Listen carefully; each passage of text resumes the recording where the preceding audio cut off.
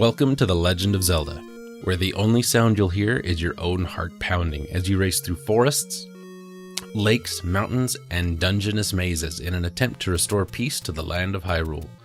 Along the way, you'll be challenged by Tektites, Wizrobes, and an endless array of ruthless creatures who will stop at nothing to prevent you from finding the lost fragments of the Triforce of Wisdom.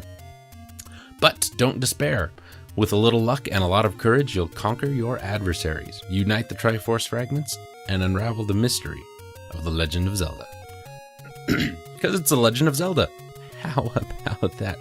Nintendo made this game back in 1986. Yes, indeed. The first of the hugely successful and hugely popular Legend of Zelda series. How about that? Originally released as the Hyrule Fantasy Legend of Zelda. In Japan, developed and published by Nintendo, designed by Shigeru Miyamoto and Takashi Tezuka. Set in the fantasy land of Hyrule, plot centers around a boy named Link, a playable protagonist who aims to collect the 8 fragments of the Triforce of Wisdom in order to rescue the Princess Zelda from the antagonist Ganon. During the game, we see Link from a top-down perspective and must navigate him through the overworld and several dungeons, defeating enemies and solving puzzles. The inaugural game, it was first released in Japan as a launch title for the Family Computer Disk System peripheral. More than a year later, North America and Europe received releases of it on the NES in cartridge form, making the game the first home console title to include an internal battery. The Japanese cartridge was released for the Family Computer, was released in 1994 and was followed by reissued ports for the GameCube, Game Boy Advance, and Virtual Console. As of 2011, Nintendo celebrated the game's 25th anniversary in a similar vein to the Super Mario Bros. 25th anniversary. The celebration included a free mail-out Club Nintendo offer of the Ocarina of Time soundtrack to owners of the 3DS version of that particular game, special posters that are mailed out as rewards through Club Nintendo, and a special stage inspired by the original Legend of Zelda in Super Mario 3D Land. How about that? Legend of Zelda. This is what makes the game so great. It incorporates so many different things. You get action, you get adventure, you get role-playing a little bit, and you get some puzzle stuff. How cool is that? Begin the game armed with a small shield and a sword, but as we play on, our shield and swords get better, our sub-weapons get more grand and more useful. We get stronger.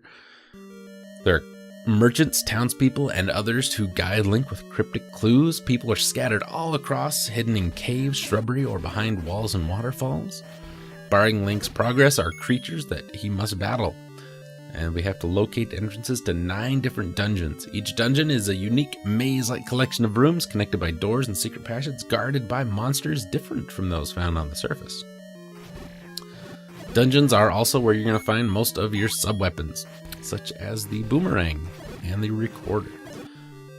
Getting through the first 8 dungeons and obtaining all 8 pieces of the Triforce of Wisdom, you can enter the 9th dungeon to rescue Zelda. Apart from this exception, the order of completing dungeons is somewhat left to the player, though they steadily increase in difficulty, and some of them can only be reached or completed using items gained in previous dungeons. Link can freely wander the overworld, finding and buying items at any point. This flexibility enables unusual ways of playing a game. For example, it is possible to reach the final boss of the game without ever receiving the sword. After completing the game, the player has access to a more difficult quest, officially referred to as the second quest, where dungeons and placements of items are different and enemies are stronger. Although this more difficult replay was not unique to Zelda, few games offered entirely different levels to complete on the second playthrough. The second quest can be replayed each time the game is completed and can also be accessed at any time by starting a new file with the name Zelda. Contrary to the fears of Nintendo's management, the game was popular and well received. A year later, the sequel, Zelda 2: Adventure of Link, was released for the Disk System. It was not released in North America until almost 2 years later. The packing for the original was a little unique. A small portion of the box was cut away to reveal the unique gold-colored cartridge. And in 1988, The Legend of Zelda had sold 2 million copies. It's been a bestseller for Nintendo, selling over 6.5 million copies. It was the first NES title to sell over 1 million.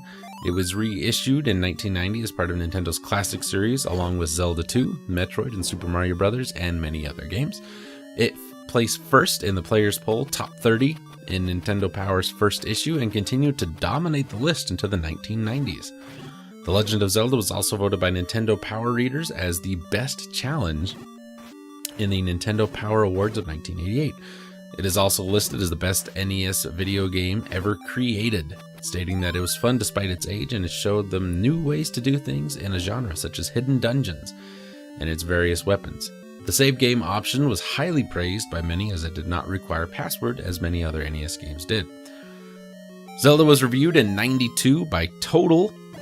Episode 2 where it received a 78%, due in great part to mediocre subscores for music and graphics. Meh. 1993 saw a review printed in Dragon, episode 198 by Sandy Peterson in the Eye of the Monitor column. Peterson gave it a 4 out of 5 stars. Legend of Zelda is considered a spiritual forerunner to the RPG games, though not often considered part of the genre since it lacked many RPG mechanics such as experience points. It has many things in common that served as kind of a template for the action RPG genre, like Secret of Mana type games. The game's fantasy setting, musical style, and action-adventure gameplay were adopted into many other RPGs. Its commercial success helped lay the groundwork for more involved nonlinear games in fantasy settings, such as those found in successful RPGs like Crystallis, Soul Blazer, the Secret of Mana series, Alundra, Brave Fencer Musashi, and the popularity of the game also spawned several clones. Zelda was largely responsible for the surge of action-oriented computer RPGs in the late 1980s, such as the Origin system game Times of Lore. It spawned several sequels, we're all aware of this, from August 6th, 1995 to September 2nd, 1995. Nintendo, in collaboration with a satellite radio network, began broadcasts of substantially different versions of the original game for the Super Famicom subsystem, the Satellaview? I think that's right.